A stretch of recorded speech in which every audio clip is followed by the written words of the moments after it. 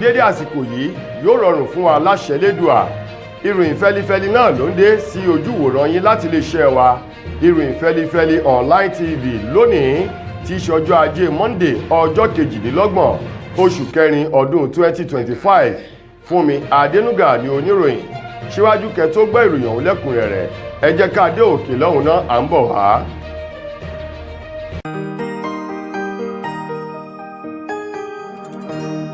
Ìròyìn Feli-feli TV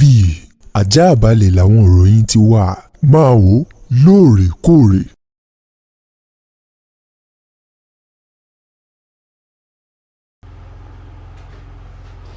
Ẹ káàbọ̀ padà, ìròyìn rèé lẹ́kùnrẹ́rẹ́. Ọ̀mọ̀wé Jibril Mustapha eléyìí tó jẹ́ ààrẹ ẹgbẹ́ kan tí wọ́n pè ní Nigerian Rescue Mission Organization tó ti fìgbà kan jẹ́ ààrẹ fún ẹgbẹ́ kan lábẹ́ ààrẹ àná ti Muhammadu Buhari èyí tí wọ́n pè ní Buhari Youth Organization BYO. Ohun màá ló ti sọ̀rọ̀ bóde wípé lásìkò yìí o àwọn nílò ààrẹ tẹ́lẹ̀ rí lórílẹ̀‐èdè Nàìjíríà ọ̀mọ̀wé Goodluck Jonathan láti díje dupò ààrẹ lọ́dún 2027 láti lè yọ àwọn ọmọ orílẹ̀‐èdè Nàìjíríà àti orílẹ̀‐èdè Nàìjíríà lápapọ̀ kúrò nínú ọ̀fìnkìn àjàgà eléyìí tí ààrẹ Bọ́lá Tinubu o tó kó orílẹ̀‐èdè Nàìjíríà sí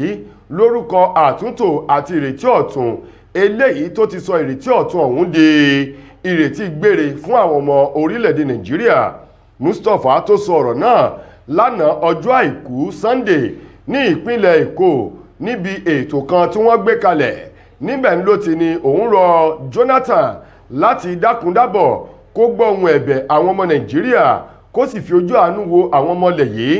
wípé gbogbo àwọn ọmọ orílẹ̀‐èdè Nàìjíríà ti ṣetán o láti súgbà rẹ̀ kí wọ́n sì ṣe àtìlẹ́yìn fún un pẹ̀lú wípé wọ́n ṣetán láti tẹ̀ka fún gẹ́gẹ́ bí ààrẹ tí ó bá fi di ètò ìbò ọdún 2027 gẹ́gẹ́ bí Mustapha bó ti sọ ọ̀rọ̀ ọ̀hún lákòótán nínú ọ̀rọ̀ rẹ̀. Ó ní inú òun á dùn bí Jonathan bó bá lè gbọ́ ohùn ẹ̀bẹ̀ tó sì ṣetán o láti lè mú ètò ọrọ̀ ajé ilẹ̀ yìí àti ọ̀pọ̀lọpọ̀ àwọn kùdìẹ̀kudiẹ̀ èyí tó ti sọ ogunlọ́gọ̀ àwọn ọmọ Nàìjíríà di aláìní kó lè mú ìrètí ọ̀hún padà bọ̀ sí ipò kí Nàìjíríà kó lè dìde kúrò níbi tó ṣubú yakata sí lọ́wọ́ tí a wà yìí. Ẹ̀wẹ̀, ọmọ ilé ìgbìmọ̀ aṣòfin àgbà orílẹ̀-èdè wa Nàìjíríà eyín arábìnrin Natasha Akpoti-Uduaghan èyí tó wá láti gbọ̀ngbọ̀n ìpínlẹ̀ Kogi tí wọ́n ní kó lọ rọ́kúnlé ò fún oṣù 6 látàrí aáwọ̀ kan èyí tó ṣẹlẹ̀ láàrin arábìnrin náà tó ń ti ààrẹ ilé ìgbìmọ̀ aṣòfin àgbà orílẹ̀-èdè wa Nàìjíríà Godswill Akpabio pẹ̀lú ẹ̀sùn tí Natasha tó fi kan Akpabio wípé ó ń fi ọwọ́ àbùkù ìbálòpọ̀ hàn òun kó tó di pé òun pariwo síta o. Báyìí Natasha ó mà ti padà wá tọrọ àforíjì tó ń ti ìwé kan èyí tó kan bíi episteli láti fi tọrọ àforíjì lọ́wọ́ Godswill Akpabio pẹ̀lú ohun ẹ̀bẹ̀ èyí tó kọ sínú ìwé náà wípé òun tọrọ àforíjì tọmọdé bá ti mọ ẹ̀ṣẹ̀ rẹ̀ kò ní pẹ́ lórí ìkúnlẹ̀ o. Ó ní bẹ́ẹ̀ sì rí ọmọdé ò ní mẹ̀kọ jẹ kó má ra lọ́wọ́ o. Arábìnrin Natasha ó ní lórúkọ gbogbo àwọn ọmọ ilé ìgbìmọ̀ aṣòfin àgbà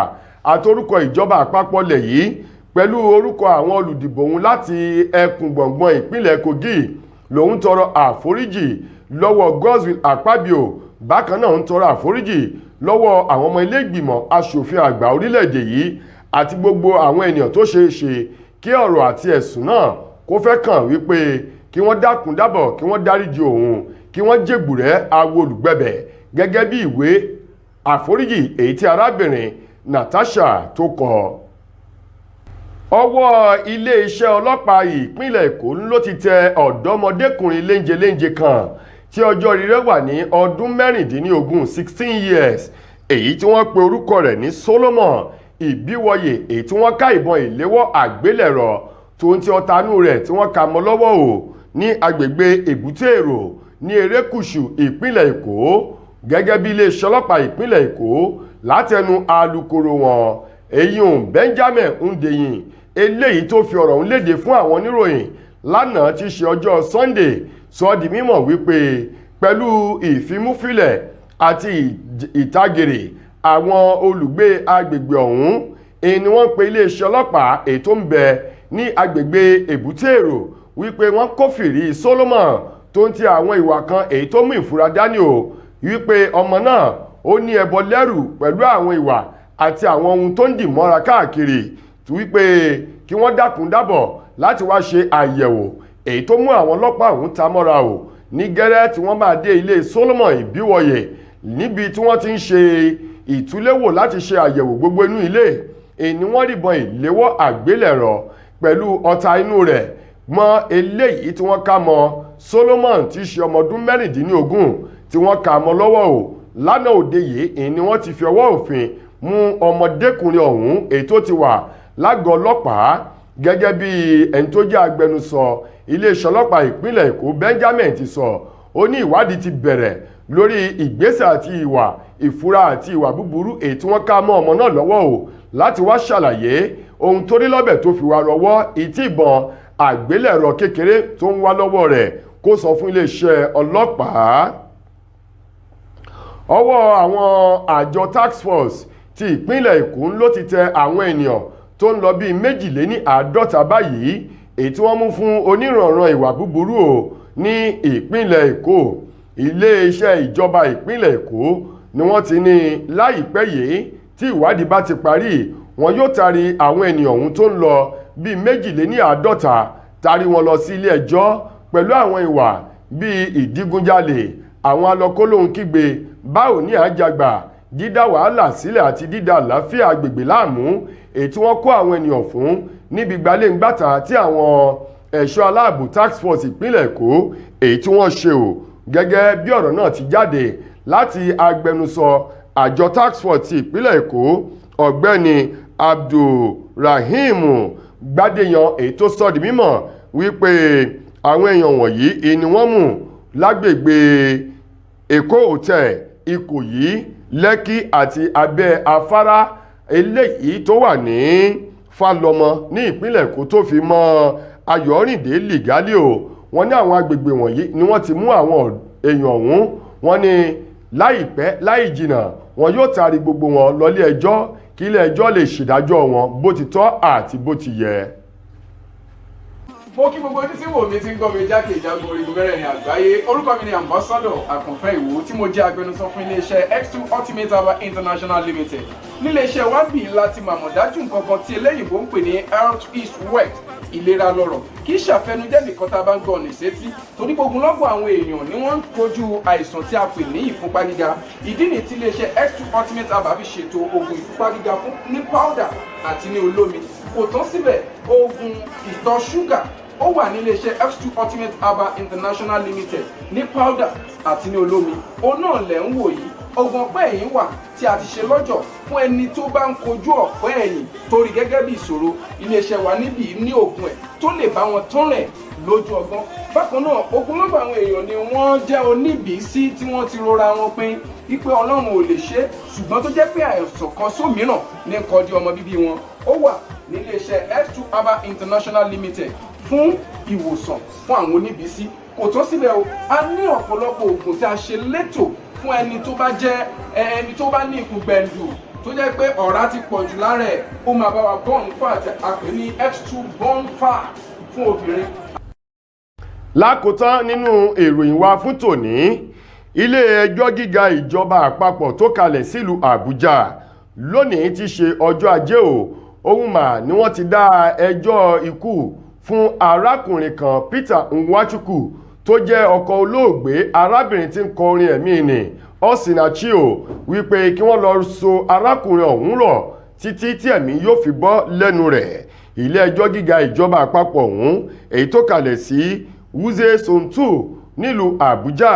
adájọ́ ilé ẹjọ́ náà Nwosu Ihieme eléyìí tó korojú sí ìwà tí Peter Nwachukwu tó wù wọ́n ní ọjọ́ kẹjọ oṣù kẹrin ọdún 2022 látàrí ìfà wàhálà àti àwọn gbọ́nmisomi òtó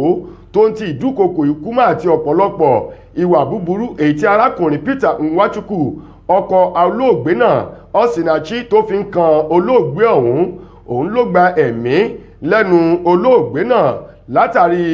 nínà bí ẹ̀gúsí bàrà ètò wọn ní ó nà kẹ́yìn níbi tí arábìnrin ọ̀hún tó ti mú ìdí lọlẹ̀ tó sì gbabẹ̀ jẹ́ Ọlọ́run bá nípè pẹ̀lú gbogbo ọ̀pọ̀lọpọ̀ ẹ̀rí àti àwọn ṣojúmikòrò tó ń lọ bíi 17 èyí tó farahàn nílé ẹjọ́ o láti ìgbà tí wọ́n ti bẹ̀rẹ̀ ìdájọ́ náà nínú oṣù kẹfà ọdún 2022 kó tó di wípé ẹjọ́ ọ̀hún ó wá sí ìparí lónìí èyí tí adájọ́ ilé ẹjọ́ ọ̀hún ń wòsù tó ní pẹ̀lú atótónu àti ẹ̀rí fi hàn wípé lótìtọ́ àti lódodo ni ọ̀gbẹ́ni Peter Nwachukwu tí í ṣe ọkọ Osinachi tó ń kọ orin ẹ̀mí ẹni ó jẹ̀bi ẹ̀sùn tí wọ́n fi kàn án. Wọ́n ní nípa ìdí èyí ìdúró sí ìbẹ̀rẹ̀ sí ò fẹ́ni yóò gbódómì. Wọ́n ní kí wọ́n lọ so òun náà rọ̀ títí tí ẹ̀mí yóò fi bọ́ lẹ́nu rẹ̀ gẹ́gẹ́ bí ìdájọ́ ilé ẹjọ́ tó ní arise. tó ẹ̀yin èèyàn wa ìròyìn wa kò ní jù báyìí lọ fún tòní títí dìgbà míì tẹ́ máa láǹfààní láti gbọ́ tún rìn míì nílé iṣẹ́ wa. mo gbà á ládùúrà wípé ilé ò ní lé wa ọ̀nà ò ní nà wá fún mi Adénúgà lẹni tó mú ìròyìn wá sí ojú amóhùnmáwòrán yín. ẹ ṣeun gan-an ni o.